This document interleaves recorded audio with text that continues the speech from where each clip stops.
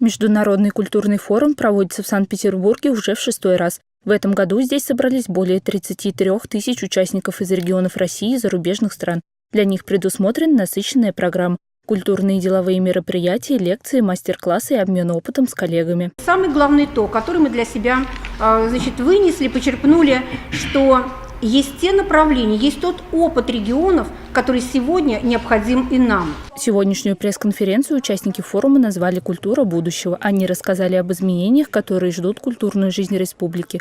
Нововведения появятся и в работе библиотек. Для привлечения читателей их планируется превратить в центры интеллектуального досуга. А в Пушкинской библиотеке планируется организовать просветительский медиацентр «Безопасный интернет». Цель этого центра, конечно, научить юного пользователя библиотеки безопасно пользоваться интернет-ресурсами. О своих проектах рассказали и театры республики. Музыкальный, например, предложил провести на своей площадке мастер-классы по актерскому мастерству. Директор Государственного театра кукол говорил о сотрудничестве с коллегами из регионов России в рамках проекта «Большие гастроли». А Национальный театр о расширении репертуара иммерсивными спектаклями. Иммерсивность в том, что привлечение зрителей как можно ближе к актерам, задействовать их, то есть завлечь их в это действие. Да, зритель-участник.